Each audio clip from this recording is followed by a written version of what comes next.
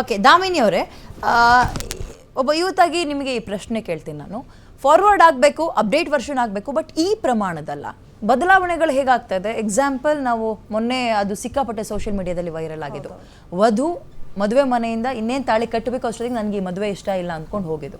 ಇಂಥದನ್ನೆಲ್ಲ ನೋಡಿದಾಗ ಏನು ಅನ್ಸುತ್ತೆ ನಿಮ್ಮ ರಿಯಾಕ್ಷನ್? ಇವಾಗ ಈ ಥರ ಅಂದರೆ ಮನೆ ಬಿಟ್ಟು ಓಡೋಗಿ ಮದುವೆ ಆಗೋದು ಜಾಸ್ತಿ ಗ್ರಾಮೀಣ ಭಾಗದಲ್ಲ, ನೀವು ನೋಡಿರ್ಬೋದು. ಸಿಟಿಲಿ ಅಷ್ಟು ಹೆಣ್ಮಕ್ಳು ಮಾಡಲ್ಲ, ಯಾಕಂತಂದರೆ ಅವರು ಒಂದು ಜಾಬ್ ಮಾಡ್ಕೋಬೇಕು, ನಾವು ಒಂದು ಜಾಬಲ್ಲಿ ಇರಬೇಕು. ಇವಾಗ ಅವ್ರು ಮಲ್ಟಿಪಲ್ ಡೇಟಿಂಗ್ ಅಂತ ಹೇಳ್ತಾರಲ್ಲ, ಅದು ಜಾಸ್ತಿ ಕಂಡು ಬರೋದು ಆ್ಯಕ್ಚುಲಿ ಹೇಳಬೇಕಂದ್ರೆ ಸಿಟಿ ಸೈಡಲ್ಲಿ.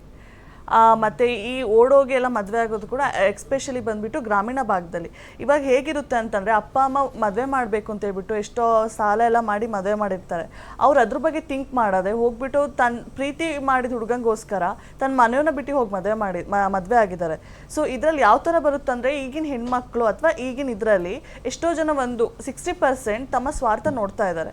ತಂದೆ ತಾಯಿ ಕಷ್ಟಪಟ್ಟಿದ್ದಾರೆ, ಇದು ಮಾಡಿದ್ದಾರೆ. ಮತ್ತು ಇನ್ನೊಂದೇನು ಅಂತಂದರೆ, ತಂದೆ ತಾಯಿ ಮದುವೆ ಮಾಡುವಾಗ ಫಸ್ಟು ಕೇಳಬೇಕು ಹೆಣ್ಮಗಳ, ನಿಂಗೆ ಇಷ್ಟ ಇದೆಯಾ ಇಲ್ವಾ, ನಿನ್ಗೆ ಮತ್ತೆ ಆ ಹುಡುಗನ ಬ್ಯಾಕ್ಗ್ರೌಂಡ್ ವಿಚಾರಿಸ್ಬೇಕು, ಅವ್ನು ಹೇಗಿದ್ದಾನೆ ಇಲ್ವಾ ಅಂತ. ಒಂದೊಂದ್ಸಲ ನೀವು ನೋಡ್ಬೋದು, ಇದು ಒಂದೇ ಕೇಸಲ್ಲ, ಗಂಡ ವರದಕ್ಷಿಣೆಗೆ ಕಾಟ ಕೊಟ್ಟರು, ಅಲ್ಲಿ ಕೊಲೆ ಆಯಿತು, ಇಲ್ಲಿ ಕೊಲೆ ಆಯಿತು, ತುಂಬ ನಾವು ಕೇಳ್ತಾ ಇರ್ತೀವಿ.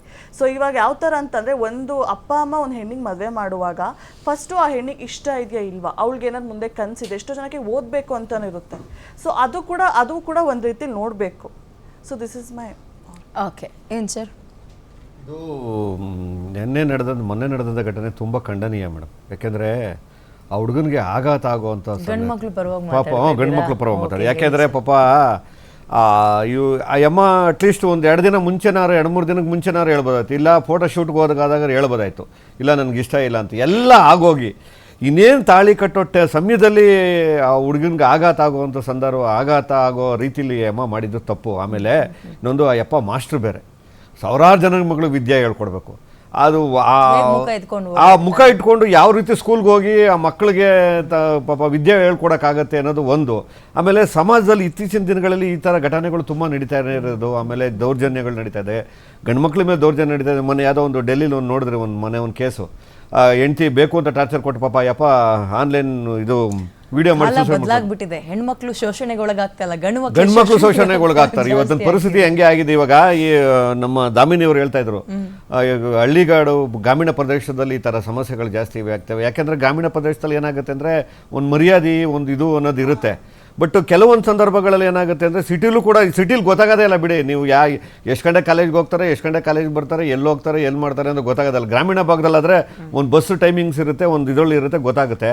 ಇದು ನಿಜವಾಗ್ಲೂ ಖಂಡನೀಯ ಮೇಡಮ್. ಇದು ಆ ಯಮ್ಮ ಯಾವ ಮನಸ್ಸು ಇಟ್ಕೊಂಡು ಮಾಡಿದ್ರು. ಗಂಡು ಮಕ್ಕಳಿಗೆ ಹೆಣ್ಮಕ್ಳು ಸಿಗದೆ ಕಷ್ಟ, ಹೆಣ್ಣು ಸಿಗದೆ ಕಷ್ಟ. ಹೌದು. ಈಗ ಆಗ್ಬಿಟ್ರೆ ಬಾರಿ ಕಷ್ಟ ಅಂತ ಸೋಷಿಯಲ್ ಮೀಡಿಯಾದಲ್ಲೆಲ್ಲ ಸೇಮ್ ಅದೇ ವರ್ಷನ್ ಟಾಕ್.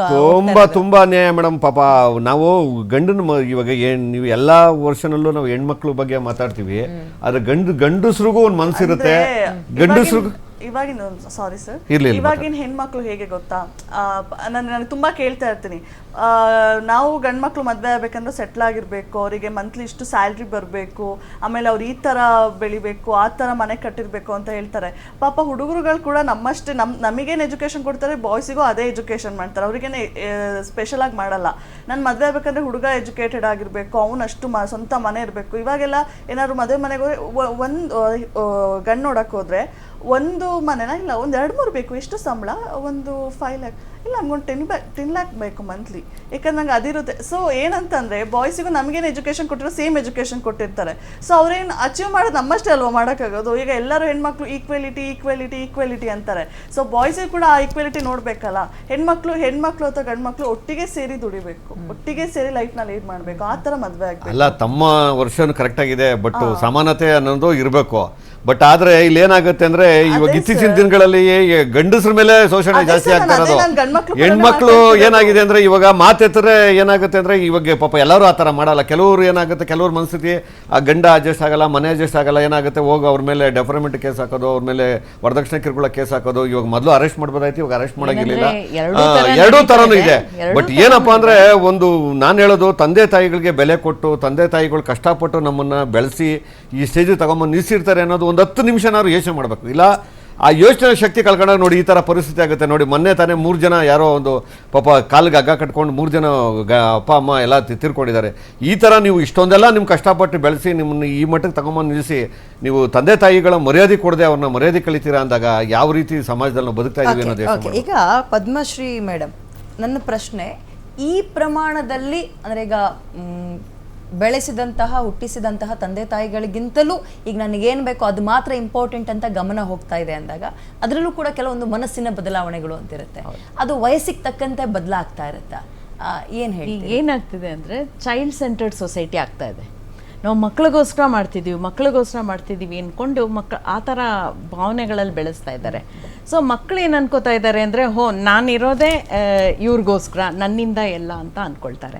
ಎಷ್ಟೋ ಸತಿ ಇವಾಗ ಮೊನ್ನೆ ಮದುವೆ ಪ್ರಕರಣದ ಕೇಸ್ನಲ್ಲೂ ಎಷ್ಟೋ ಸತಿ ಕೆಲವು ಸತಿ ಹೇಳದೇ ಇರಬಹುದು, ಕೆಲವು ಸತಿ ಹೇಳ್ತಾರೆ ನಾನು ಹಿಂಗೆ ಒಬ್ರನ್ನ ಪ್ರೀತಿಸಿದ್ದೀನಿ, ನಾನು ಇಂಥವ್ರು. ಇವಾಗ ಪ್ರೀತಿ ಅನ್ನೋದು ನಾವು ತಪ್ಪು ಸರಿ ಹೇಳೋಕ್ಕಾಗಲ್ಲ, it just happens. It's A hormone, chemical attraction. ಅದು ಯಾರಿಗೂ ಯಾವಾಗಲೂ ಆಗುತ್ತೆ. ಅವಾಗ ಎಷ್ಟೋ ಮನೆಯಲ್ಲಿ ಅವ್ರು ಹೇಳ್ತಾರೆ ಆ ತಂದೆ ತಾಯಿಗಳಿಗೆ, ನಾನು ಈ ಥರ ಮಾಡಿದ್ದೀನಿ, ಇಲ್ಲ ನಾನು ನಿನಗೋಸ್ಕರ ಜೀವನ ಇಟ್ಕೊಂಡಿದ್ದೀನಿ, ನಾನು ಹೇಳ್ದವನ್ನೇ ಮಾಡ್ಕೋಬೇಕು ಅಂತ.